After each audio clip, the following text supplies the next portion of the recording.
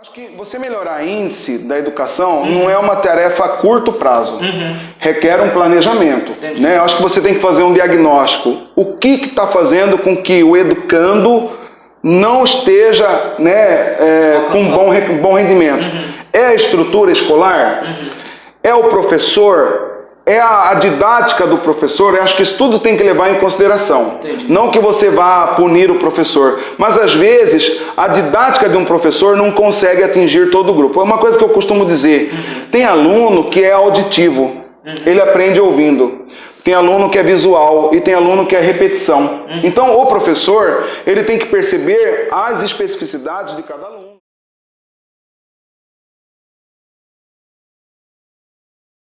Vou fazer uma rápida introdução sobre o que é o IDEB. Nós vamos falar sobre educação, sobre como podemos melhorar os índices educacionais.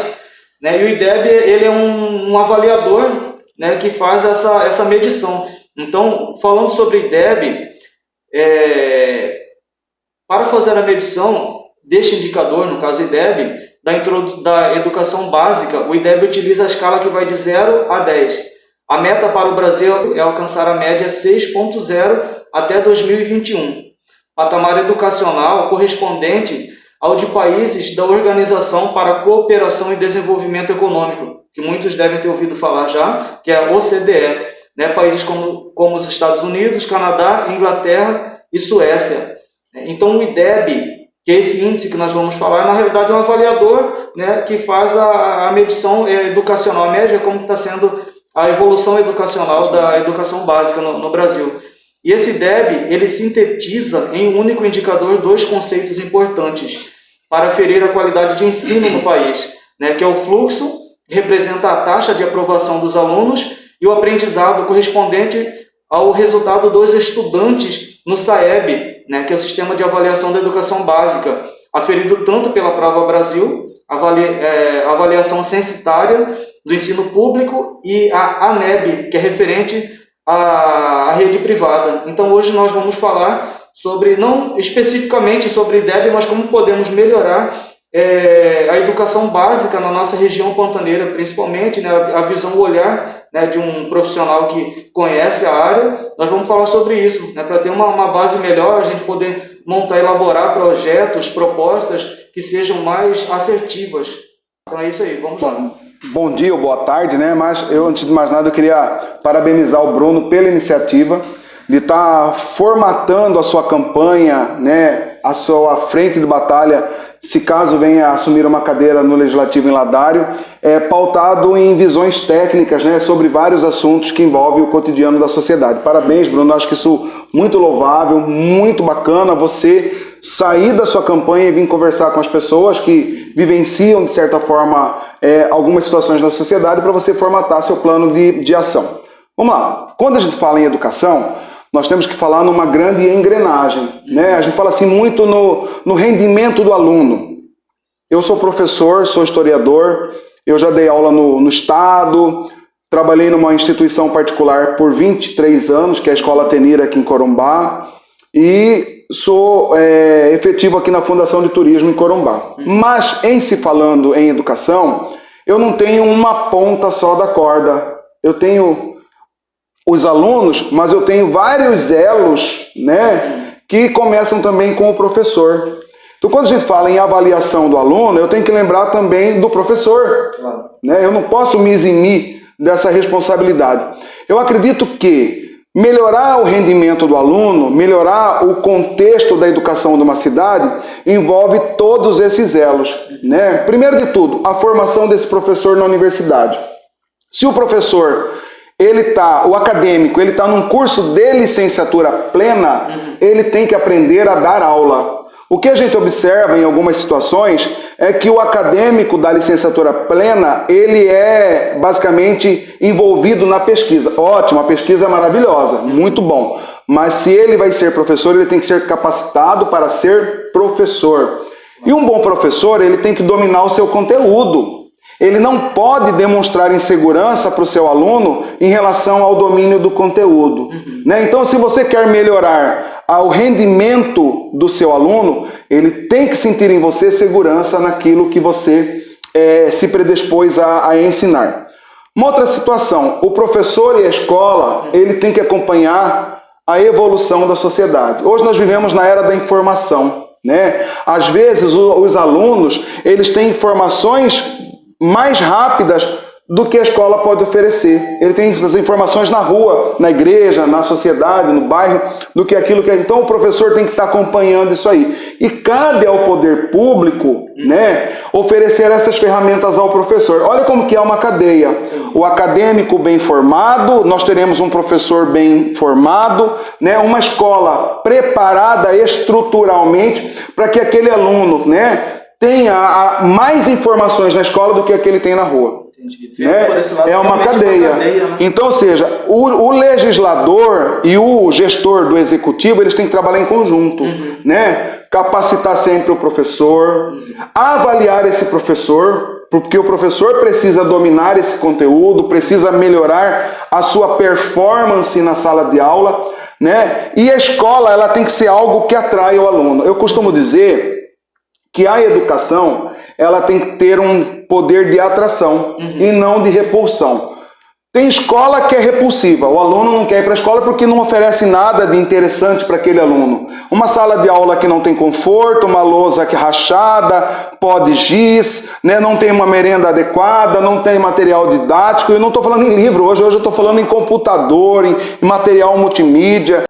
Então, na sua opinião, seria a gente fazer como se fosse um calendário anual, né, de avaliação, um planejamento anual, né, seria a palavra certa, e dentro desse planejamento que sejam feitas verificações dentro desse planejamento para avaliar como está sendo o resultado, né, fazer os acompanhamentos necessários. Eu acho que você melhorar índice da educação não é uma tarefa a curto prazo. Requer um planejamento. Né? Eu acho que você tem que fazer um diagnóstico. O que está fazendo com que o educando não esteja, né, com bom rendimento? É a estrutura escolar? É o professor?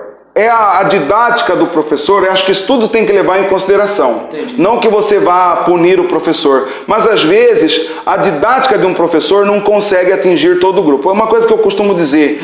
Tem aluno que é auditivo, ele aprende ouvindo.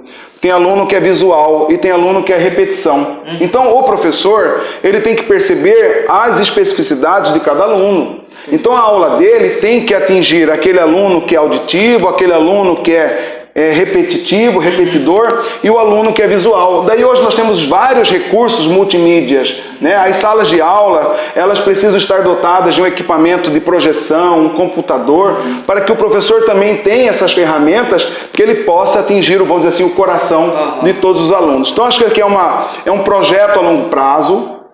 Precisa ser trabalhado entre o legislativo, o executivo, comunidade escolar, que engloba pais, diretores, técnicos, professores e até mesmo o próprio aluno. Né? Acho que é importante essa interação visando um bem comum a longo prazo, a médio, a longo prazo. Não há milagre na educação. Né? Eu acredito que o grande milagre é a boa iniciativa, é a boa intenção e, acima de tudo, a boa aula.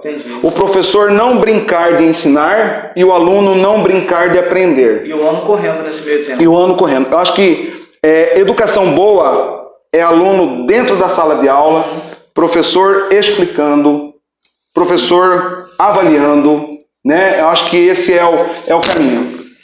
E bons legisladores, eu tenho certeza que você será. Eu te agradeço desde já, Sandro.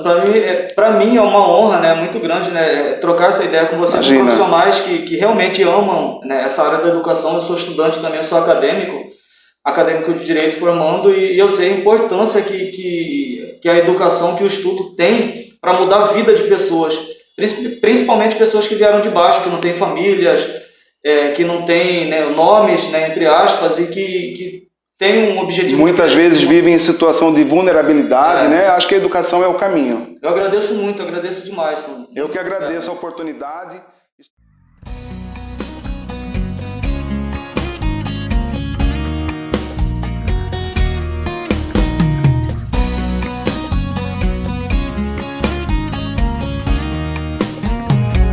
Para vereador, vote Bruno Moraes. O 45-115, confirma. Digite o 4511 e o 5 para vereador da nossa Ladário. Para vereador, vote Bruno Moraes.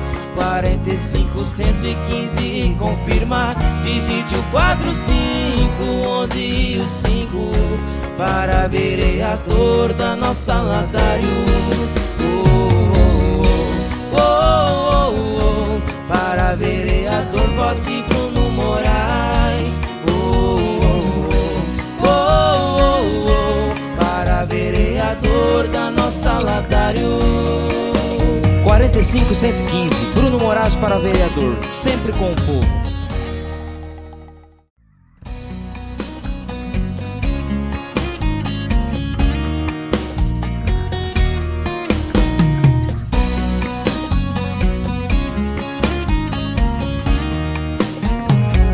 Para vereador, vote Bruno Moraes. 45-115, confirma. Digite o 4511 e o 5 para vereador da nossa Ladário. Para vereador, vote Bruno Moraes. 45-115, confirma. Digite o 4511 e o 5 para vereador da nossa Ladário. Para vereador, vote Bruno Moraes. Para vereador da nossa Ladário. 45-115, Bruno Moraes para vereador, sempre com o povo.